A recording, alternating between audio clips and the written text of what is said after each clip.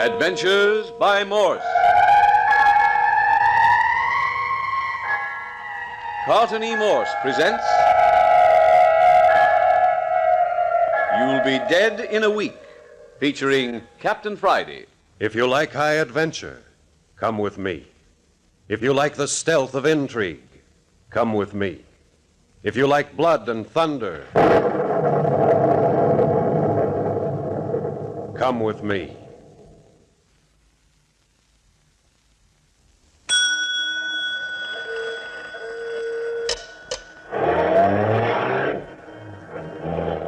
Late yesterday afternoon, Captain Friday and his operative Skip Turner hopped a plane in San Francisco and hurried south to Hollywood on a very mysterious mission. They were instructed to meet Eve Carson at a place called Maggie's Intimate Drinking Salon. It's a flossy drinking establishment located on the Sunset Strip, an exclusive small shop district. The two boys landed at the municipal airport, hustled off the plane, and grabbed a cab to their destination. They found Maggie's Intimate Drinking Salon an intriguing spot, but they were even more intrigued with the story Eve Carson was telling them. Right from the beginning, Miss Carson. Well, you see, Captain Friday, my brother Wesley and I came to California after Father, our last living relative, died in the East. Between us, we're worth $1 million, maybe $2 million. Doggone, a little old female gold mine. Well, that's what a lot of the smart boys thought. Nobody's worked me yet. Go on with your story. We loved it out here, and we're very happy. Then about 2 months ago, something happened. My brother was coming down to breakfast one morning when suddenly he lost consciousness and plunged headfirst down the stairs. I see.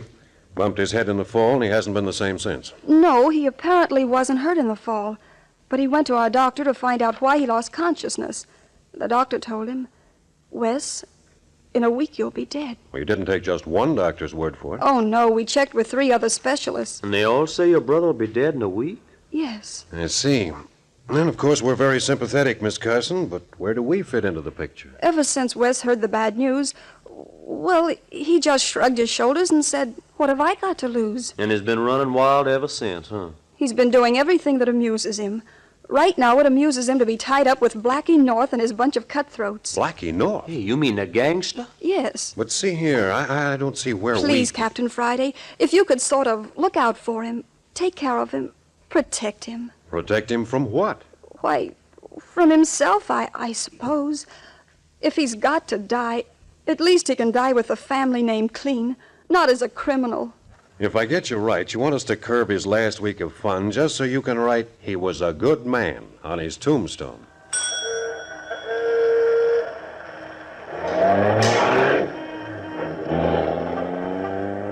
But this little conference wasn't the only thing that took place at Maggie's Intimate Drinking Salon. Skip Turner, a little bored with the inactivity in the dimly lighted cocktail bar, picked a fight with the piano player and laid him gently across the keyboard. He did the same thing with the waiter and then tied up the hat check girl, while Captain Friday disposed of 2 of Blackie North's gunmen who had descended on them. It was all over before Skip learned from Wes Carson, the man they were hired to protect, that the piano player was none other than Blackie North himself. Say, what are you trying to do, fella? Commit suicide? Huh? That man you just knocked out is Blackie North. Well, what about it? You'll wake up some morning with a carcass full of lead. Who are you, anyway? Wes, please, they're friends of mine. Eve, are you the cause of all this? Do you mind, Wes? These gangsters are nothing to you, are they? No, they're just amusing. But Blackie North's a pretty tough guy. Somebody's going to get hurt. Who are these 2 fellows? This is Captain Friday and Skip Turner. How are you, Wes? Your sister here's hired us to play bodyguard and fall guy for you during this next week. Oh. She told you I'd be dead in a week? That's right. During that time, I intend doing whatever it suits me to do. Oh, she didn't spare the horses none. We know the score. And you guys are crazy enough to see me through? Well, we'll try to keep you out of jail. That may be more difficult than you think. The police want me, you know. Yeah? Why? Oh, they don't know they want me.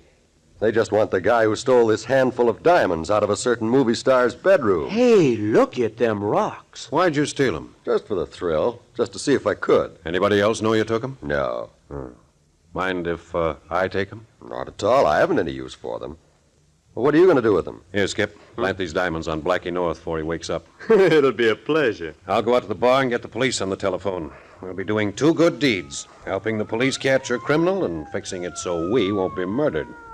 Hey, you hear that? The police are coming. Yeah, they must have got wind of something. Get rid of those diamonds quick, Skip. Right, boss. Come on, Eve. Wes, let's get moving. Moving where? Well, what would amuse you?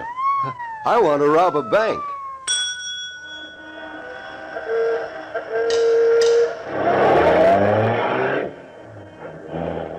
And so the little party left Maggie's intimate drinking salon and retired to the Carson home in Beverly Hills to plan a bank robbery. That was last night. This morning, Captain Friday and Skip are seated in the breakfast nook, wondering about their next assignment with Wes Carson. Hey, with all this leather upholstery on the window seat and the glass top on the table, this looks more like a cocktail bar than a breakfast nook.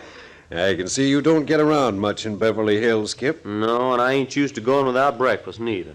What gives? Miss Carson's preparing it, I believe. It's the maid's day off. Oh, this would have to happen to me. I'm starving. Oh, it may not be so bad. She seems a very practical girl. Yeah, but I wish you didn't have to practice on me. What you staring out the window for? The fog's lifting. Well, it always does about this time. What you looking at? Just as I suspected. There he is on the corner. Who? One of Blackie North's gorillas. See him? Where? Oh, yeah. Yeah, that's one of the torpedoes we beat up last night. He's watching this house, all right. You want me to go out and dust him off? No, we got more important things to attend to. And don't say anything to Eve. Might worry her. Wonder if the police picked up Blackie last night. No, unfortunately, our little plan didn't work out. How do you know? I've already read the morning paper. That siren we heard was a police car, all right. But they were on their way to a club a couple of blocks down the strip. Yeah? What happened? Oh, the usual brawl. Movie actor and an orchestra leader. Well, then, hey, that means that Blackie's got them diamonds and nobody knows it but us. It's about the size of it. We certainly played Santa Claus to Blackie last night. Now, watch it. Here's Miss Carson. Oh, good morning, Miss Carson. Good morning. Sorry to make you wait so long for breakfast. Hot cakes. I hope you like them. Please help yourself to the syrup while I pour the coffee. Could we do anything to help? No, everything's under control now, I think. Please begin. I don't need no urging. These hotcakes look delicious. And they are delicious. Man, pancakes are my favorite fruit. And these are the best I ever tasted. Hey, you certainly fooled me, Miss Carson. Fooled you? How? Well, you don't look like a babe who could hash. That's a left-handed compliment, Miss Carson. Skip means you're so beautiful and charming, you'd never suspect you could also cook. Oh, thank you. But I'm afraid I haven't cooked much since finishing school. Oh, you cooked in school? Well, of course. In the domestic economy class. We all had to take it. Well, blow me down. Hey, they're finally getting some sense in these colleges. Won't you have some more? No, thanks. Better save the rest of that batter for Wes. He'll be hungry when he wakes up. You're sure he's all right, Captain Friday? Oh, yes. I only put one sleeping tablet in his drink last night. They're harmless. I do wish you weren't so set on robbing a bank. So do I. And if it wasn't for you and your pancakes, Miss Carson, I'd be tempted to take it on the lam right now. But he is set on it. That's why I gave him the pill last night, so I could make a few phone calls. Do you think he can manage it? Safely, I mean. Well, Mr. Jordan's on his way here right now. Mr. Jordan? He's the manager of the city bank. Your bank, I believe. Oh, yes, of course. Oh, Captain Friday, I love my brother. He's such a good, clean boy. Don't let anything happen to him. Please. We'll do our best, Miss Carson, but robbing a bank is dangerous business. I know. And sometimes I think I shouldn't. But I do want him to be happy for this last week. Probably Jordan now. He said he'd be right over. Where would you like to talk to him? Right here will do. I'll bring him right in. Hey, you know this fella Jordan, boss? Not very well. I've met him. Well, what if he won't go for the deal? I think we can handle him. Mr. Jordan says he knows you, Captain Friday. How are you, Jordan? Well, Captain, it's good to see you again. This is my right-hand man, Skip Turner. Oh, glad to know you, Mr. Jordan. Thank you. Well, Captain, I brought along Miss Carson's bank statement, but I must confess I'm a little puzzled by the mystery. I think I can clear it up for you. May I see the statement, please, Mr. Jordan? If it's agreeable to Miss Carson. Quite. Well, it shows a balance of over $200,000 in the checking account. Is that right? That's right. 200 grand. A face and a figure like yours and 200 grand in the bank. And a good cook besides. Oh, the Lord sure good to some people. If you've finished extolling the virtues of Miss Carson, Skip, we'll get down to business. I'll be quiet. But you can't keep me from dreaming. Would you be willing to risk $200,000 in this robbery, Miss Carson? Anything for Wes, Captain Friday. Good. We have a strange request to make of you, Mr. Jordan. Yeah? We want to rob your bank. Rob my... But surely you're joking. No, we're in deadly earnest. We want to steal $200,000 of Miss Carson's money out of your bank. But I don't understand. Mr. Jordan, you know my brother Wesley. Of course I know Wes. We handle his account as well as yours. Well, he'll be dead in 5 days. Wes dead? That's the prophecy of the best doctors on the coast. But I can't believe it. He looked so healthy. Why, only yesterday I saw him. Nevertheless, Mr. Jordan, we have it on the best authority that Wesley Carson will die within 5 days. Apparently, there's nothing medicine can do about it. Oh, Miss Carson, I'm so sorry. Wes is such a fine young man. Now, you can well understand that Miss Carson wants her brother to enjoy all the happiness possible during these last 5 days. But of course, and if there's anything I can do... There is a lot you can do. You can let him rob your bank. It's an impulse he's had since childhood, and now he feels there's no longer any reason for repressing it. Oh, I see. Here's our plan. Miss Carson will give you a check for $200,000. You distribute this money among your tellers. We'll stage the robbery, enter the bank, and steal Miss Carson's money. Will you cooperate? Well, of course I'd like to help, but robbing a bank, there are difficulties I'm sure you haven't thought of. Difficulties? What are they? Well, in the first place, we're insured against robbery. You'd have to have an understanding with the insurance company. I talked to the president of the insurance company last night. He's agreed to delay the investigation for 6 days, after which time all the stolen money will be found in an ash can at the rear of the bank. Then you can tear up Miss Carson's check. Well, if the insurance company's agreeable, but what if something goes wrong? Well, you're protected. You have Miss Carson's check. You owe her nothing. You're out nothing. Have you fixed it with the police? No, I don't think they'd approve. And secondly, I'm afraid Wes might suspect. Yeah, and as long as we're in this, we might as well enjoy it. I'm afraid I don't share the same craving for excitement. When would this holdup take place? This afternoon. Skip, Wes, and I'll enter the bank about 10 minutes to 3, just before closing time. You mean you want to stage this robbery in broad daylight? Why not? But Wes is well known at the bank, and a lot of people know you. You'd be recognized immediately. You leave that to us. I can assure you none of us will be recognized. You mean you'll wear masks? Something like that. But I have a gun in my desk. I'd be forced to use it. I know. Top drawer, left side. Just leave it in the same drawer, and you won't have a chance to use it. But the more I think of this, the more ridiculous it seems. Robbing a bank in broad daylight. You can't get away with it. Well, it has been done. I know, but they were professionals. And besides, they're usually caught sooner or later. And another thing, there's an electric button under every teller's window. The moment one of them got suspicious, a light touch one of these buttons would bring the police. Well, the tellers won't touch any buttons. Not if we have them covered. Those tellers are mostly girls. I'd never forgive myself if anything happened to one of them. Nothing worse than a fainting spell, I assure you. Oh, I'll take care of the ladies. That's my department, Mr. Jordan. And they'll have something to talk about for the rest of their lives. You're forgetting about our guard. He also carries a gun. Oh, Hennessy? I'll take care of him, too. I don't know. He's a good man, Hennessy. Well, good men are my specialty. And it's settled? Will you write out a check for $200,000, Miss Carson? Not so fast, Captain. I haven't agreed to anything. Mr. Jordan, put yourself in the place of Wes Carson. Please, Mr. Jordan. He only has 5 days. I know, Miss Carson, but robbing a bank... You've nothing to lose, Jordan. To all outward appearances, this will be an ordinary holdup as far as you're concerned. If we're caught, we'll take the rap. Why, I could lose my position or land in jail. Not at all. You're not to implicate yourself in any way. Well, then... Is the check ready, Miss Carson? Here it is. $200,000 drawn on Mr. Jordan's bank. Well, I'll try. Oh, that's the way to talk, fella. We'll have a lot of preparations to make, Mr. Jordan, so you'll excuse us if we rush you off. We'll see you later in the day. Good heavens, you really mean you're going to do it today? At 10 minutes to 3. Oh, dear. Well, all right. But I warn you, I'll have to do my best to stop you. Of course. That's the way we want it. We'll take our chances. Well, goodbye, good luck. I certainly hope everything goes off smoothly. You don't know how grateful I am, Mr. Jordan. I'll see you to the door. Oh, dear, 10 minutes to 3. Come on, Skip. We've got to wake Wes and then do some shopping. And then rob a bank in broad daylight. Man alive, this is right down my alley.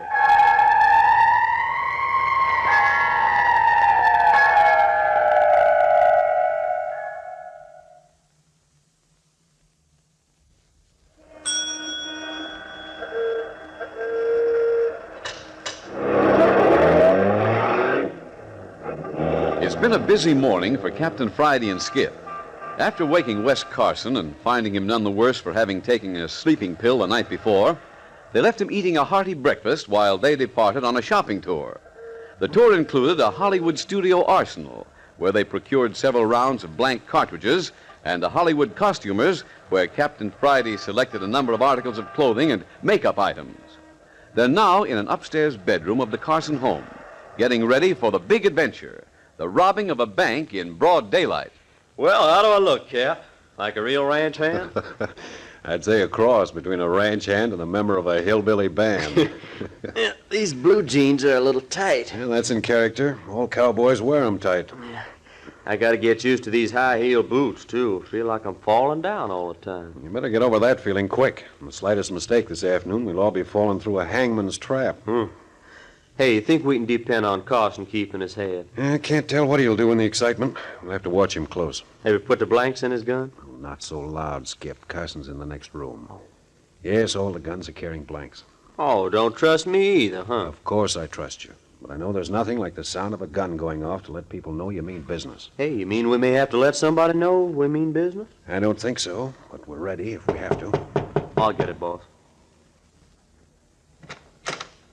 Well, howdy, partner. Just drove 100 hay to Candle down from the Bar X. They're mighty thirsty, and so am I. How about a water in my stock while I wet my whistle? Good boy, Wes. You're a born rancher. Think I'll do? Sure you will. Oh, come in, Miss Carson. Isn't Wes wonderful? With that blonde beard, I'd never know him in 1,000 years. Yeah, and that 10-gallon hat makes him 6 inches taller. Yeah, let's see, Wes. Let me look at you. Blue serge suit, cuffs tucked into high-heeled boots, stiff collar, bowstring tie. Yep, you'll do. You're a wealthy cattleman if I ever saw one. Gee, this is exciting, isn't it? I never had so much fun in my life. I had an awful time getting him away from the mirror. You should have been an actor, Wes. Well, how you like me, Miss Carson? Of course, I ain't a wealthy cattleman like Wes and Captain Friday here. Me, I'm just a poor ranch hand that drives that big car and does all the dirty work. I love your long sideburns. And that false nose makes you look positively beautiful. Yeah, but the thing is, if you saw me on the street, would you know me? Well, if I did, I don't think I'd admit it. But seriously, boys, the disguises are wonderful. Even though Mr. Jordan knows you, I don't think he'll recognize you in those outfits. I hope you're right. Our lives may depend on it. Now let's go over our plan again. I'll get in character by rolling a cigarette. Get this now, both of you. We'll drive Miss Carson's sedan up to the curb in front of the bank. There'll be a piece of blanket hanging from the trunk in the rear. The end of the blanket will cover the license plate. That sounds all right. Naturally, I don't want Eve implicated in any way. Now we're at the bank. We go in together. Skip a little respectfully behind Wes and me. Mm-hmm. We go straight to Jordan's office behind the little wooden railing, Wes. What do you do, Skip? Oh, I look for Hennessy. He'll probably be around the counter in the middle of the floor. Hennessy? Oh, yes, that's the guard. He ought to be easy to spot in his uniform. Oh, I'll find him. And then I ask him to show me to the washroom. It's in the rear of the building. Hennessy prides himself on being a gentleman, so I think he'll escort you back there. Well, if he don't, I'll have a gun in his ribs. He'll be polite, all right. When you get to the washroom, you tie him up and gag him. You got your materials? Right here. Lariat and yellow scarf. Good. Then you get back and cover the entrance. Let anybody come in that wants to, but don't let anybody go out. Over my dead body. Well, let's hope not. Yeah. Meanwhile, Wes, you and I are sitting in Mr. Jordan's office. We're a couple of ranchers from San Fernando Valley, and we want to negotiate a loan. Right. We discuss the terms of the loan with Jordan until we see Skip return from the washroom and go to the entrance. But what if Skip meets somebody else back there in the washroom? Oh, I'll take care of him. This rope's pretty long. Wes, must you go through with this? So many things can happen. Oh, don't worry, sis. We'll have a picnic. Hey, this ain't no time to get scared. Granting everything's okay and back. If everything's okay, I'll walk through the bank, and then when I go by Jordan's office, I'll take off my hat and wipe my forehead. And when you get that signal, Wes? I remark on the heat and ask Jordan where I can get a drink of water. Now, I don't know what Jordan will say, but I do know there's a water cooler in the teller's cage adjoining Jordan's office. If he suggests the cooler, he'll probably open the door for you himself. If he doesn't, I will suggest it. You can see it from the office through the grill work. I go into the cage and get a drink from the cooler. Now, some of the tellers will probably look around as you enter the cage, but as you take a paper cup from the holder and pour yourself a drink, they'll probably continue their work. I finish my drink, then whip my gun out of my coat pocket and order all tellers to step back 2 feet from their windows. By this time, I'll have taken Jordan's gun from his desk drawer. With the gun in Jordan's back, we'll both go into the cage. I'll have the tellers covered, all 5 of them. I take this sack from under my hat like this, and then I go to work in the number 1 teller. Right. You order him to empty his drawer into the sack. Then you go on to the next teller. If all goes well, it shouldn't take more than 30 seconds to empty all 5 drawers into the sack. Then we back out the same door we came in and break for the entrance. Not break exactly. Walk, don't run. A lot of people in the bank won't even know what's going on. The less commotion we make, the better. Yeah, and don't forget your sack, Wes. Oh, no. It's full of money, and I've got it under my arm. I walk outside and get in the back seat of the car. I get in the front seat and start the motor. But what if you're jammed in? You know, a car in front and a car in back. In Beverly Hills, cars park facing the curb. Nothing can get in front or back of us without blocking the street. Oh, of course I know that. I guess I'm so nervous I can't think. Now, I back out into the street facing south. Skip, I keep the entrance covered until I see you're ready. Then I run and jump into the front seat beside you. and we're off. Once we get into the canyons and the hills, we'll change our clothes and get rid of our disguises. We stuff the blanket into the trunk so our license plate shows. We drive calmly back here and park the car in the garage. Once we get that sack of money in the house, we're safe. Sounds great. When do we start? And let's see, it's 2:30 now. Take us about 10 minutes to get there, 10 minutes more to get the right parking space. And we'd better be on our way now. I'm ready. Let's go. Goodbye, Wes. Let me kiss you. Don't worry, Eve. Everything will be all right. But how will I know? When will you be back? It shouldn't take us more than 15 minutes to change clothes afterward. We should be back here in 45 minutes. I have a feeling this is going to be the longest 45 minutes of my life. So have I. Come on, let's get it over with.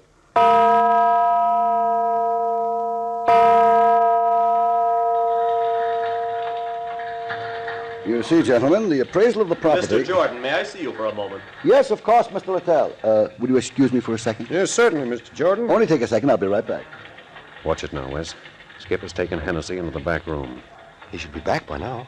And we can't make a move till Skip's at the front door. What if he doesn't show up? Don't worry about Skip. He'll hold up his end. Can we just stall along with Jordan? That's the idea. Watch it. Here he comes back. As I was saying, gentlemen, you must understand that I couldn't make a loan until I'd had your property appraised. That may take several days. I'm feared it can't wait that long. See, we need the money now. We got a bargain in some beeves up north, Mr. Jordan. What time is it? Yeah, almost 3 o'clock. Why? Oh, I don't know. Just wondering. Yeah, I guess ain't time to visit no other banks today. They all close before sundown, don't they, Mr. Jordan? Yes, I'm afraid nearly all banks close at 3 o'clock, including our own, gentlemen. Well, we don't seem to be doing no good here. See anything of Bill? Oh, don't worry none about Bill. He'll take care of himself. Bill's one of our ranch hands, Mr. Jordan. He don't get a chance to come to town very often. Why don't you gentlemen come in early tomorrow? We'll have more time to talk over your loan. I'm sure we can work it out some way. Early? Say about cockcrow? Cockcrow? Ha ha. I always forget you city fellers don't know how to talk time. Cockcrow's 5 o'clock. Oh, I see. Well, I'm afraid that's a bit early. You see, we don't open our doors to the public until... There's Bill. Where? Yep, I see him. I told you didn't have to worry none about him. He must be pretty warm. Bill's taking off his hat and wiping his head. Yeah, it is pretty warm in the city, especially when you're dressed up in your Sunday clothes. Have a drink of water handy, Mr. Jordan? Water? No, I'm afraid we Ain't don't. that one of them newfangled water coolers in that there cage? Oh, yes, but we don't usually... Go on in, help yourself. Mr. Jordan won't care, will you? Oh, no, of course not. But I'll have to unlock the door to the cave. Sorry to be so much bother. When you're so dry, you're chewing on cactus. There you are. Cooler's over there. Hey, what are you doing in that door? Button your lip, Jordan. Now ahead of me, into the cage. It's you. Why, I didn't recognize... Pipe down and do as you're told. Yes, sir. All tellers, hands over your heads. Step back 2 paces from your windows. Hold up. You there, Blondie. Back 2 paces. They're all back. Get going with the sack. Now, you. Dump your drawer into this sack. Keep your hands up and your heads down. All right. Number 2. Into the sack. You'd better do as he says. Number 3 window. Empty your drawer into the sack. And don't spill any. Now number 4. Thank you, miss. One more. Thank you very much, ladies and gentlemen. And I'd advise you to stay away from those buttons. The first person who touches one gets a bullet. That's Bill out there in the doorway. He can hit a dime at 100 yards. Come on, bring the sack. Backing out. Keep 'em covered.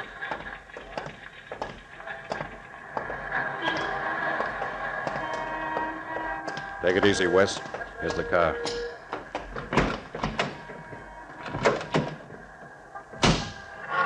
I don't see Skip yet. Keep your eye peeled. Ready to go. Here he comes. I'm in. We made it. There's a soldier signaling. Oh, no time for hitchhikers now. He's an MP. Look at his armband. Yeah, waving us down. I'll slow down. Hey, look, there's somebody coming from the other side. They're jumping on the running board. All right, get him up and into the back seat. We're covered from both sides. Quiet, punk. Keep him covered, Porgy. Blackie North, in a soldier's uniform. That's a federal offense, fella. You know that? Look who's talking. I got him now. Take the wheel, Porgy.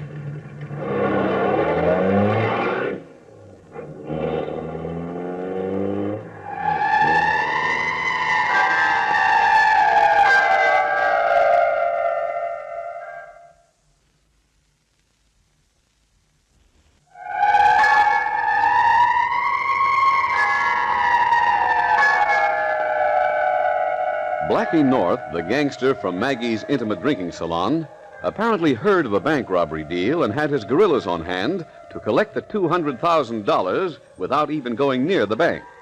On top of that, he still has the diamonds that Captain Friday and Skip Turner planted on him in the hope the police would find them. A pretty good day's work for Blackie North. Listen next week for the third and last episode of You'll Be Dead in a Week. You are listening to Adventures by Morse.